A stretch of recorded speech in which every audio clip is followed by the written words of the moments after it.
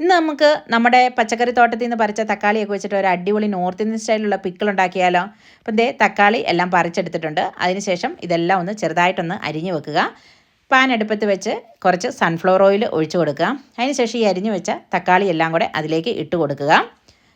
അപ്പോൾ ഇത് ഏകദേശം ഒരു 1.5 കിലോയോളം തക്കാളി ഉണ്ട് കേട്ടോ. പക്ഷേ ഇത് പറ്റി വരുമ്പോഴത്തേന് ഇതിൻ്റെ പകുതിയേ കാണത്തുള്ളൂ. അതിനുശേഷം അതിലേക്ക് ഉപ്പിട്ട് കൊടുക്കുക.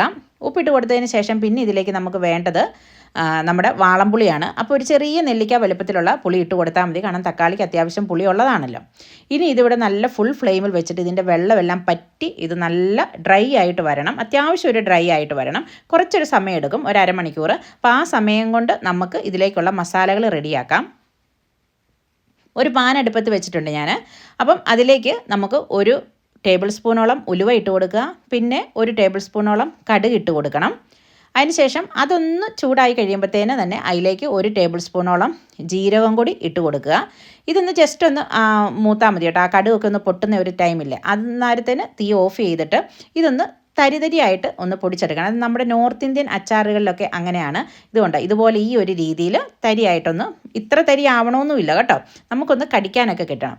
ആ സമയത്ത് നമ്മുടെ തക്കാളി തണ്ട് ഈ ഒരു പരുവായിട്ടുണ്ട്. ഇനി ഇതിൻ്റെ വെള്ളം ഒന്ന് പറ്റിയെടുക്കണം. ആ സമയത്ത് വീണ്ടും നമുക്ക് ഒരു പാൻ അടുപ്പത്ത് വെച്ചിട്ട് നമുക്ക് താളിക്കാനായിട്ടുള്ള റെഡിയാക്കാം. അപ്പം ദേ ഇവിടെ എണ്ണ ചൂടായി കഴിഞ്ഞപ്പോൾ ഞാൻ അതിലേക്ക് കടുക് ഇട്ട് കൊടുത്തു.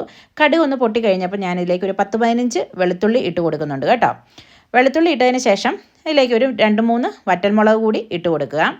പിന്നെ അതിലേക്ക് ആവശ്യമുള്ള കുറച്ച് കറിവേപ്പിലയാണ് നമുക്ക് ഇട്ട് കൊടുക്കേണ്ടത്.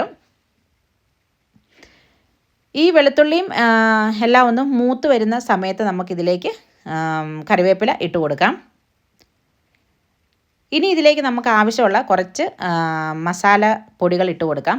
അതിന് ഞാനിവിടെ ഒരു ടീസ്പൂണോളം മഞ്ഞൾപ്പൊടി ഇട്ട് കൊടുക്കുന്നുണ്ട്.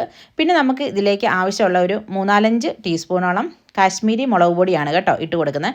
നിങ്ങൾക്ക് എരിവുള്ള മുളക് പൊടിയും വേണമെങ്കിൽ ഇട്ട് കൊടുക്കാം, എരിവിനനുസരിച്ച്.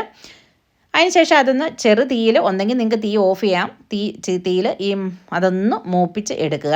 അതിനുശേഷം അതിലേക്ക് ഞാൻ ഒരു 3/4 ടീസ്പൂണോളം കായപ്പൊടി ഇട്ട് കൊടുക്കുന്നുണ്ട് കേട്ടോ.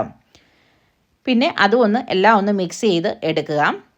അതിനുശേഷം ആ സമയത്ത് നമ്മുടെ തക്കാളി ഏകദേശം ഒന്ന് പരുവം ആയിട്ടുണ്ട്. ഇനി ഇതിൽ പറ്റാനായിട്ടുണ്ട് കേട്ടോ. അപ്പം ഈ സമയത്ത് നമുക്ക് ഈ മൂപ്പിച്ച് വെച്ച മസാല പൊടികളെല്ലാം കൂടെ അതിലേക്ക് ഒന്ന് ഇട്ട് കൊടുത്ത് നല്ല പോലെ ഒന്ന് മിക്സ് ചെയ്ത് എടുക്കാം.